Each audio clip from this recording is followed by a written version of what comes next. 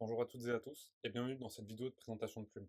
Aujourd'hui, nous allons voir un parcours type d'un utilisateur sur Plume et découvrir les différentes fonctionnalités proposées par le produit. Une fois que je me suis inscrit sur Plume, j'ai la possibilité d'accéder à l'espace piloté, l'espace juste ici. Cet espace va me permettre de visionner les différentes classes que j'ai sur mon espace Plume, mais aussi de créer une nouvelle classe ou un groupe.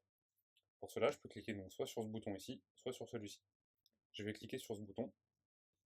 J'ai la possibilité d'ajouter le nom de ma classe, par exemple donc CE2 de l'année 2024-2025. Ici, je peux choisir le niveau de ma classe, donc je vais cliquer sur le niveau CE2. J'ai la possibilité de cliquer sur différents niveaux, si j'ai par exemple une classe de multiniveau. Puis je clique sur le bouton Ajouter. Une fois que c'est fait, je me retrouve donc bien dans ma classe CE2 2024-2025, avec toujours un rappel du niveau de ma classe. Je peux modifier le nom de ma classe en cliquant sur le crayon ici. Et donc juste en dessous, j'ai accès aux différents onglets de ma classe. Ici, je suis donc sur l'onglet Élèves. C'est cet onglet-là qui va me permettre donc d'ajouter, de modifier mes élèves et de voir leur progression. Par défaut, donc on voit que ma classe est entièrement vide. J'ai juste un élève plus mignon, démo, qui va me permettre de voir ce que vont voir mes élèves, d'accéder à une fausse interface élève. Pour commencer à ajouter mes élèves, je vais pouvoir cliquer sur le bouton juste ici. Ici, j'ai donc la possibilité d'ajouter mes premiers élèves. Je peux soit saisir le nom de mes élèves un par un, soit importer une liste d'élèves que j'ai déjà créée au préalable sur, par exemple, un Excel ou un fichier. Donc je vais pouvoir ici ajouter le nom de mes élèves.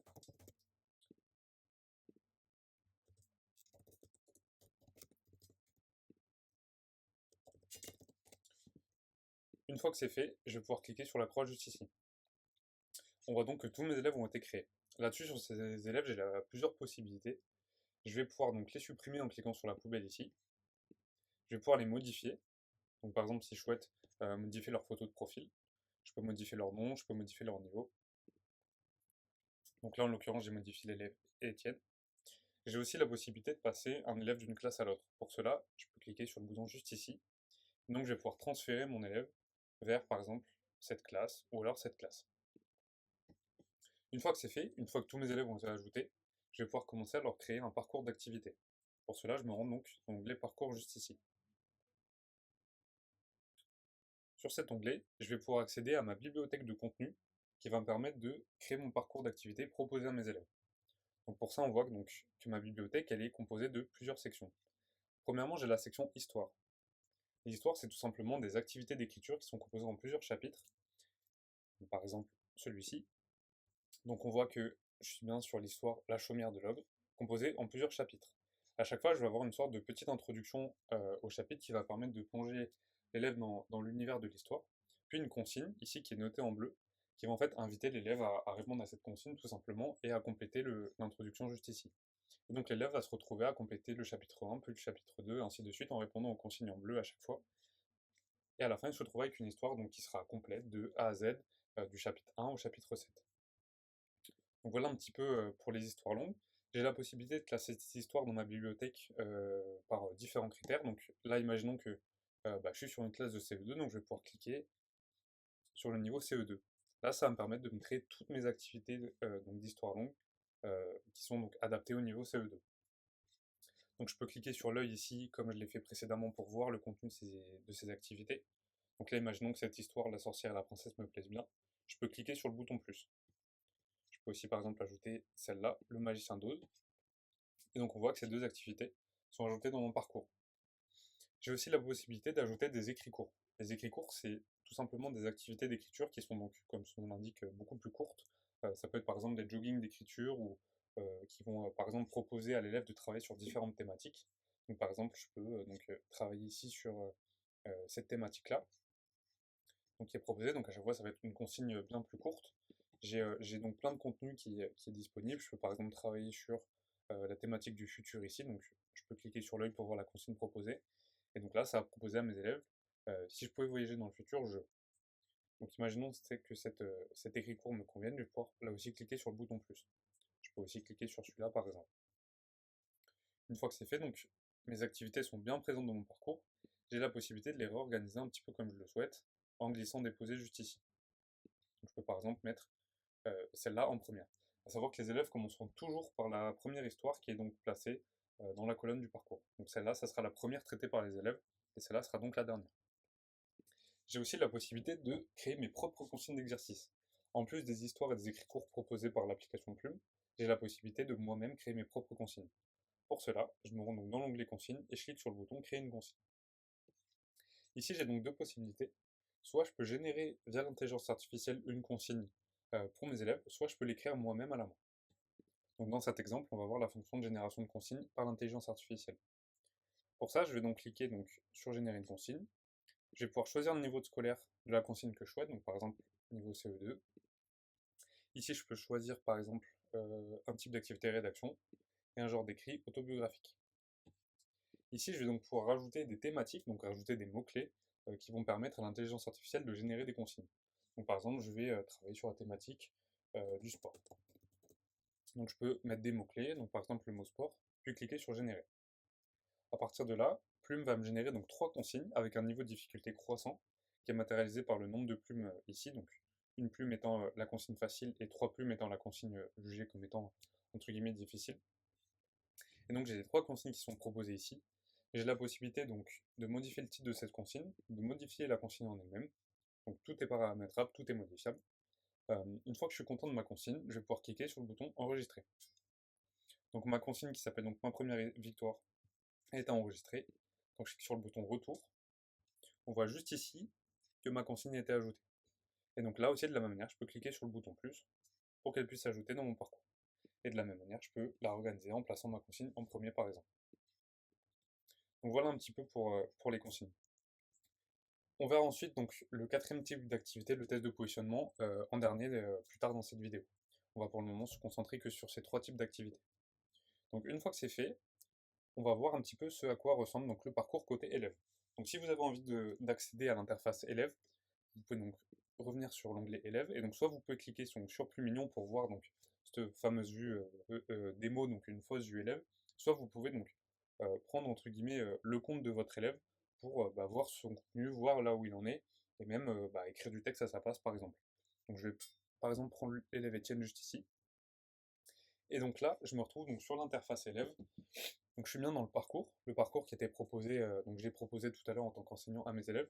Donc là, je suis bien voilà, donc dans le parcours de mon élève Étienne. Ici, on voit donc le parcours que je lui ai créé à l'instant. À savoir que vous voyez ici qu'on a une activité en plus que ce qu'il avait dans le parcours. C'est donc l'activité Découvrir Plume, qui est une activité tutoriel qui est proposée par défaut à l'élève pour l'aider à prendre en main l'application. Et donc, on a ici donc la première activité qui a été, donc, que j'ai ajoutée dans mon parcours en tant qu'enseignant. Donc pour accéder à l'activité, donc l'élève a juste à cliquer dessus. Et donc là, je me retrouve dans l'histoire La sorcière et la princesse. Et donc je vais commencer ma phase de lecture, puis ma phase d'écriture. Donc comme j'expliquais tout à l'heure, une histoire longue sur Plume, c'est composé donc, de 7 chapitres. Donc là, on voit bien que je suis sur le chapitre numéro 1, sur les 7 disponibles. Et donc à chaque fois, on a donc cette phase d'introduction, donc avec une histoire qui est proposée aux élèves, qu'on va donc inviter l'élève à lire pour le plonger en fait dans l'histoire, dans l'univers de cette histoire. Alors on va s'arrêter sur cette phase de lecture un petit peu pour voir les différentes options proposées. Donc déjà, une première chose, c'est qu'on a donc en cliquant sur le bouton ici, plusieurs options d'accessibilité qui sont disponibles. On peut notamment passer de la typographie en typographie donc, du type 10. Je peux repasser sur la typographie basique ici. Je peux aussi donc augmenter la taille du texte de l'histoire, comme ceci. Une autre chose aussi, c'est que vous voyez dans le texte, on a donc différents mots qui sont notés en bleu, donc juste ici. C'est des mots qu'on a définis, qu'on a décidé chez Plume de définir, de leur donner une définition ou un synonyme, voilà, pour aider les élèves à mieux comprendre certains mots. Aussi, vous voyez que donc, devant chacun des paragraphes, donc là en l'occurrence on est sur un paragraphe, si je fais continuer ça va. Alors là en l'occurrence j'ai qu'un seul paragraphe, mais on a des histoires, on a plusieurs paragraphes. On peut voir ici que devant chacun des paragraphes, on a un petit bouton ici. Quand on va cliquer dessus, on va accéder à différentes options d'accessibilité. La première chose, c'est que je vais pouvoir avoir accès à une liseuse vocale. En fait, si je clique pardon, sur le bouton lire juste ici, lors d'une promenade en lisière de forêt, Thomas se fait surprendre. ça va en fait me lire automatiquement le texte du paragraphe qui est proposé à l'élève. Donc ça, c'est notamment pratique pour les élèves qui ont encore des soucis de lecture ou voilà, qui ont besoin d'être qui ont, voilà, qui ont notamment des soucis de lecture, qui ont des difficultés pour lire les textes proposés. J'ai aussi accès à des préférences de texte juste ici. Donc là, ici, je vais pouvoir, donc, comme tout à l'heure, augmenter la taille du texte. Je peux modifier la police, Je peux donc changer le thème. J'ai aussi accès à des options de grammaire, si par exemple je souhaite mettre en avant les syllabes du texte, si je souhaite aussi mettre en avant le nom, enfin tous les noms du texte en violet par exemple, donc je peux le faire ici. Je peux aussi changer la couleur si je veux que les noms soient par exemple en bleu juste ici. Je peux mettre donc tous les verbes en avant, tous les adjectifs. Voilà, j'ai différentes options qui vont me permettre de mettre certains types de mots en avant dans mon texte. Et donc enfin, j'ai aussi des préférences de lecture, donc juste ici, qui vont me permettre donc de faire par exemple le focus sur une ligne, et donc de lire en fait chaque Surprendre ligne par une la par une. pluie. En l'espace de quelques secondes, le voilà trempé des pieds à la tête. Voilà, et donc dernière option aussi disponible, c'est la possibilité de traduire donc le texte dans n'importe quelle langue. Si je veux par exemple traduire le texte en italien, je peux cliquer sur le bouton ici, cliquer sur document pour traduire donc tout le document. Donc là, tout mon document sera traduit en italien. Donc voilà un petit peu pour les options de lecture pour faciliter cette phase de lecture pour les élèves. Une fois que c'est fait, je vais pouvoir cliquer sur le bouton retour. Donc comme j'expliquais, donc l'élève a maintenant fini de lire son paragraphe, l'introduction au chapitre numéro 1. Et donc ça va être maintenant à lui de commencer sa phase d'écriture. Et donc là on se retrouve devant la section à toi de jouer avec la consigne qui est notée juste ici. Écrit comment Thomas se présente et explique qui il est. Donc à chaque fois je précise que la consigne est toujours en rapport avec du coup le chapitre d'introduction qui est proposé juste au-dessus. Et donc ici, j'ai plusieurs possibilités. J'ai par exemple la possibilité, si je le souhaite, donc d'écrire mon texte avec mon clavier classiquement. Mais j'ai aussi la possibilité, si je le souhaite, de charger en fait une photo d'un texte manuscrit. Si je souhaite par exemple que mes élèves écrivent sur une feuille de papier, je peux prendre en photo le texte qui a été donc rédigé par mon élève et je vais pouvoir ici le charger en cliquant sur ce bouton-là. Donc voilà, on a vraiment deux manières de rédiger, de répondre à une consigne sur Plume, donc soit avec son clavier, donc sur son ordinateur ou sa tablette, ou alors en écrivant sur une feuille de papier et en chargeant la photo du texte écrit de manière manuscrite. Vous voyez ici aussi qu'on a accès donc à différentes aides, donc les aides de Plumi, qui est donc la mascotte de Plume, qui va permettre d'aider l'élève dans les différentes phases en fait, de son processus d'écriture. On a par exemple ici donc deux aides qui sont disponibles. Lorsque donc l'élève commence, l'élève n'a rien rédigé, on va lui proposer deux aides. Premièrement, l'aide préparer mon texte, qui va lui proposer par exemple des idées de parties ou des listes de mots. Donc là, l'idée c'est que je peux demander à Plumi de me proposer un plan en trois parties, donc toujours en rapport avec la consigne et toujours en rapport avec l'introduction qu'on a lue précédemment, qui va permettre donc d'aider l'élève à structurer son texte. De la même manière, j'ai la possibilité donc de demander une liste de mots, donc une liste de vocabulaire qui va me permettre de, de me donner un peu des billes pour commencer mon texte. J'ai aussi la possibilité de demander l'aide, donc écrire mon texte juste ici. Donc là, je retrouve aussi donc la liste de mots, mais je peux aussi demander plus d'idées. Là, l'idée, c'est qu'en gros, Plumi va me proposer plusieurs questions auxquelles je vais pouvoir répondre pour m'aider à compléter mon texte si je suis aussi en panne d'inspiration. Et donc, imaginons que j'ai commencé à rédiger mon texte. Donc là, je vais coller un texte que j'avais écrit précédemment. J'ai d'autres options de texte qui sont disponibles, notamment retravailler mon texte. Là-dessus, ça va me proposer donc une aide de correction, une aide d'amélioration. Je peux par exemple donc demander à Plumi de mettre en avant les différentes fautes qu'on peut retrouver dans mon texte. Donc là, l'idée, c'est de ne pas de corriger automatiquement tout le texte de l'élève. L'idée, c'est vraiment de montrer où sont les fautes pour que l'élève puisse se corriger lui-même en autonomie. De la même manière, je peux demander un avis, donc solliciter un avis à Plumi, donc en cliquant dessus, je vais me retrouver avec un avis qui m'est proposé sur euh, le texte que j'ai fourni. Donc, bon là, en l'occurrence, voilà, le texte n'a pas forcément de rapport avec la consigne, donc Plumi ne va pas me donner une consigne, enfin, une réponse pertinente, mais voilà, ça va me faire me poser donc sur différentes fautes d'orthographe, voilà, sur là, fais attention aux accords. Ça va me donner aussi un avis, bonne utilisation du passé composé, enfin voilà. C'est des choses comme ça qui peuvent ressortir. Et donc une fois que j'ai rédigé mon texte, donc que j'ai pu accéder aux différentes aides ou non de Plumi, je vais pouvoir cliquer sur le bouton j'ai terminé. Et donc une fois que c'est fait, je passe donc au chapitre 2, je remporte même un badge, et donc ainsi de suite, en fait je vais pouvoir donc lire mon chapitre 2, rédiger mon texte, puis passer au chapitre 3, ainsi de suite, jusqu'au chapitre numéro 7. Donc voilà un petit peu pour cette phase d'écriture sur une histoire longue sur Plume. On va revenir donc dans l'espace enseignant en cliquant juste ici pour voir un autre espace qui est très important sur Plume, c'est donc l'espace corrigé. Alors pour ça, il y a différentes manières d'y accéder. Donc soit en fait je peux donc me rendre dans la classe que j'ai créée, donc c'était celle-ci. Donc là, je suis donc dans l'onglet élève, on voit bien donc la progression de mon élève ici, on voit bien que le carré vert qui est ici, c'est une histoire qui a commencé à être traitée par mon élève, donc celle que je viens de faire à l'instant. Donc en fait, je peux cliquer donc, au survol, la petite fenêtre s'affiche, donc je peux cliquer sur le bouton corriger. Sinon, j'ai la possibilité de cliquer ici donc sur l'onglet corriger, et donc là, je me retrouve dans un espace qui va me permettre de référencer toutes les histoires que je dois corriger, toutes les histoires qui ont été traitées par mes différents élèves. Donc ici, je suis dans la partie à corriger, donc c'est là que je vois toutes les histoires à corriger. Et j'ai aussi la partie correction terminée, qui est donc l'endroit où je vais retrouver toutes les corrections que j'ai archivées. Donc pour accéder à la correction de l'élève, de mon élève Étienne, donc ce que je viens de faire à l'instant, donc là on voit bien donc l'élève Étienne sur l'histoire La sorcière et la princesse, c'est l'histoire que je viens de faire à l'instant en tant qu'élève. Je vais pouvoir le corriger en cliquant sur le crayon juste ici. On voit, j'ai d'ailleurs un rappel ici donc, de là où mon élève en est sur son histoire, donc on voit bien qu'il a traité un seul chapitre sur les 7 disponibles. Donc pour commencer à corriger, je vais cliquer sur le bouton du crayon juste ici. Et donc on accède à l'espace de correction. Cet espace de correction, il est composé de plusieurs parties. On voit premièrement que sur la partie latérale gauche ici, j'ai accès à un menu qui va me permettre de naviguer entre les différents chapitres de mon élève, de l'histoire de mon élève. Là en l'occurrence, mon élève a traité qu'un seul chapitre, le chapitre numéro 1, donc bah, je ne peux évidemment naviguer que sur ce chapitre. Si les autres chapitres avaient été rédigés par mon élève, j'aurais pu naviguer dans les différents chapitres proposés. À chaque fois que j'ai donc un rappel, donc je suis bien sur le chapitre 1 de cette histoire-là, j'ai toujours un petit label ici qui va me rappeler le statut de mon histoire. Donc là, c'est une histoire que je dois corriger en tant qu'enseignant. J'ai ici le rappel de la consigne d'écriture qui m'est proposée, enfin qui a été proposée à l'élève. Et ici, j'ai donc la contribution de l'élève. Donc on voit la contribution qui est juste ici.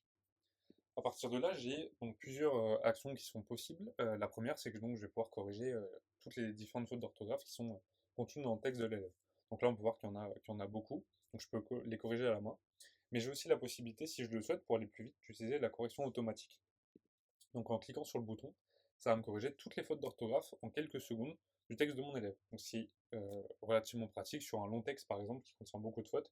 Je vais pouvoir d'abord corriger tous les textes de mon élève de manière assez pratique. Une autre chose aussi, c'est que j'ai la possibilité de surligner des tronçons du texte de mon élève. Donc par exemple, si je souhaite indiquer, par exemple, que dans une partie du texte, il y a par exemple une erreur de syntaxe, je vais pouvoir cliquer sur la couleur syntaxe et donc glisser ma souris juste ici pour sélectionner un tronçon de mon texte. Et donc là, bon là j'ai sélectionné une partie au hasard du texte de l'élève, mais là en fait ça va signaler à mon élève, quand je lui aurai envoyé les modifications, que dans cette partie, il y a une erreur de syntaxe. Donc ça, c'est assez intéressant si vous souhaitez que votre élève se corrige lui-même en fait. Donc pour ça, voilà, j'ai plein de couleurs qui sont disponibles, orthographe, homophone, etc.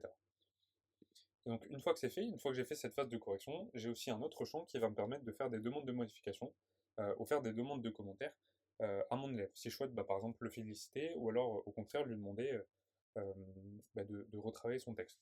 Donc par exemple, là si je peux dire bon travail ici, tac, et donc pour lui envoyer son chapitre, je peux cliquer donc sur la disquette juste là. Et donc une fois que c'est fait, mon chapitre passe en statut corrigé. Mais en l'occurrence, là j'aimerais bien que mon élève se corrige, vu que j'ai lui noté ici qu'il y avait une erreur de syntaxe. Donc en fait, et je peux même lui rajouter donc corrige ta syntaxe. Là je peux lui faire une demande de modification juste ici. Et donc au lieu de cliquer simplement sur la disquette, je vais cliquer d'abord sur la case attendre un retour de l'élève, puis cliquer sur la disquette pour indiquer à mon élève que j'attends des modifications de sa part sur son texte. Donc une fois que c'est fait, je clique sur la disquette. Et donc là, au lieu de passer en corrigé, le texte de mon élève passe plutôt en attente de modification. Ce qui va donc indiquer à l'élève que j'attends des modifications de sa part sur son chapitre 1. Donc voilà, et donc comment ça se passe côté élève. Donc je vais revenir donc dans mon onglet piloté, je vais revenir dans ma classe, je vais revenir sur le profil de mon élève.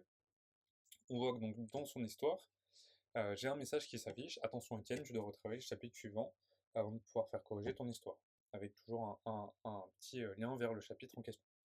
Et donc je vois ici que mon élève a donc bien accès à ma demande de modification, corrige ta syntaxe.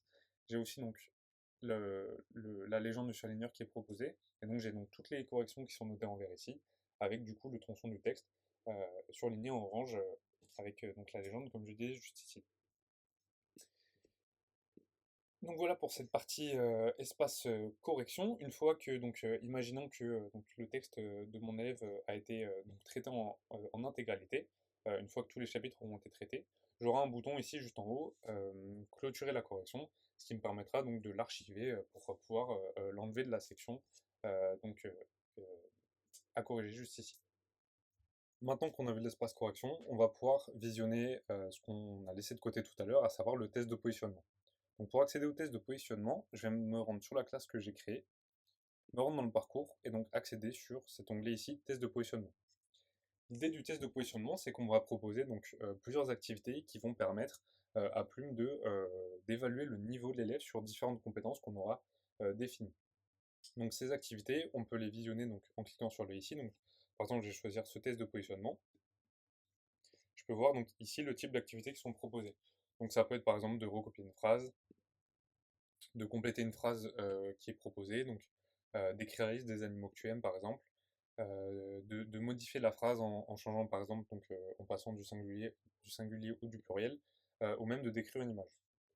Donc une fois qu'on a fait ça, une fois qu'on a sélectionné le test de positionnement adapté au niveau de nos élèves, donc là de la même manière je peux cliquer sur le bouton plus, et donc l'ajouter ici dans mon parcours. Donc je vais glisser aussi mon activité, et je peux la mettre donc de la même manière, un peu où je le souhaite dans mon parcours. Et donc, comment ça se passe après, donc côté élève. Donc, l'élève va donc traiter son test de positionnement.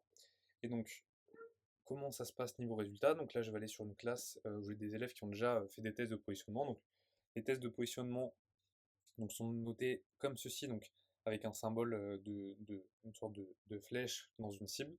En fait, je peux donc survoler l'activité de test de positionnement, cliquer sur le symbole du petit camembert juste ici, et en cliquant dessus, en fait, je me retrouve donc devant une araignée qui va me permettre en fait de voir le niveau de l'élève sur les différentes compétences. Donc par exemple, voilà, en maîtrise de la langue, l'élève est au-dessus des 40%. Donc à savoir que 0, c'est une compétence qui n'est pas du tout maîtrisée, et 100, c'est une compétence qui est totalement maîtrisée. Donc là, voilà, je vais pouvoir rapidement voir en quelques coups d'œil où se trouve mon élève sur différentes compétences, grâce justement à cette test de positionnement. Donc c'est assez intéressant parce que c'est une activité qui est assez rapide à mettre en place, qui peut être traitée par les élèves de manière assez rapidement, et qui va vous permettre donc rapidement d'évaluer le niveau de votre élève sur ces différentes compétences. Et donc vous retrouverez aussi un rapport voilà, qui vous permet donc de comparer le niveau de vos élèves sur les différentes compétences. Donc justement, donc dans l'onglet rapport juste ici, où là en fait je vais pouvoir voir ma progression de la classe avec du coup leur niveau sur les différentes compétences. Donc par exemple, je peux prendre la compétence expression, et donc à chaque fois je vais voir donc le niveau global de ma classe sur la compétence expression. Donc là on peut voir que la compétence est donc dans la catégorie non atteinte, mais elle est pratiquement en partiellement atteinte. Et donc on peut voir tous les élèves, le niveau de tous mes élèves sur cette compétence-là. Pareil, je peux prendre aussi dans structure. Donc là aussi, je peux voir voilà, le niveau de mes élèves. Je peux aussi prendre donc, maîtrise du clavier. Voilà, donc on peut voir que par exemple l'élève Étienne est dans la section atteint. Voilà, tandis que les autres sont soit dans le non atteint, soit dans le partiellement atteint. Donc voilà comment je vais pouvoir donc rapidement voir le niveau de mes élèves sur Plume. Maintenant qu'on a vu ça, on va pouvoir donc regarder les derniers espaces qui nous manquent à découvrir sur Plume. Le premier, donc, c'est l'espace ressources qui va vous permettre donc d'accéder à toutes les ressources mises à votre disposition sur Plume. Donc on voit qu'il y en a plusieurs qui sont disponibles. Une chose qui est intéressante, c'est que sur Plume, on met à la disposition des enseignants donc un type de ressource qui s'appelle donc Histoire éditable, et qui va permettre aux enseignants de retrouver donc toutes les histoires proposées sur Plume, les histoires longues proposées sur Plume, donc en plusieurs chapitres, mais sous format PDF. En fait, ce qui va permettre, par exemple, si vous avez des problèmes de connexion ou du manque de matériel, de quand même pouvoir traiter Plume, mais de manière totalement manuscrite, en imprimant des PDF en le proposant à vos élèves. Donc, par exemple, on va pouvoir accéder à l'histoire Ma pièce de théâtre comique. Je vais pouvoir cliquer sur le bouton juste ici. Et donc, on peut voir que ça va m'ouvrir un PDF ici, Ma pièce de théâtre comique, où je vais avoir donc à chaque fois, de la même manière, donc le premier chapitre avec donc l'introduction, et donc une section pour que mon élève puisse écrire, puis l'autre, donc l'étape numéro 2, ainsi de suite, ainsi de suite. Donc voilà, on va vraiment retrouver le concept de plume, mais sous le format d'un PDF. Donc voilà pour cet onglet ressources, il y a aussi plein d'autres ressources disponibles, des tutoriels pour aider l'enseignant pardon, à prendre en main la plateforme. Donc c'est assez intéressant, voilà, il y a vraiment beaucoup de contenu disponible sur cet onglet ressources. Et donc enfin, le dernier espace que je voulais vous montrer, c'était donc l'espace concours, qui en fait va vous permettre d'accéder aux différents concours proposés sur Plume. Donc c'est-à-dire que sur Plume, on met à disposition des enseignants plusieurs concours tout au long de l'année. C'est souvent des concours d'écriture qui vont permettre de gagner certains lots pour les élèves qui auront gagné, les élèves participants, mais aussi pour les enseignants, pour les classes. Donc on met à disposition donc, ces différents concours. Et donc c'est à l'enseignant, lui s'il le souhaite, de faire participer ses élèves à ces différents concours. En ce moment, on a notamment le concours des petits Molières, qu'on organise nous-mêmes chez Plume, qui est disponible et donc que vous pouvez mettre à disposition de vos élèves si vous souhaitez qu'ils y participent. Voilà, donc on a vu les différents espaces proposés sur l'application Plume. N'hésitez pas si vous avez la moindre question, on est joignable par mail ou vous pouvez nous joindre aussi grâce à cette petite bulle de texte qui va vous permettre de dialoguer avec l'un des membres de l'équipe de Plume pour poser la moindre de votre question. Voilà, merci beaucoup pour avoir assisté à cette vidéo et puis je vous retrouve très bientôt sur Plume. À bientôt!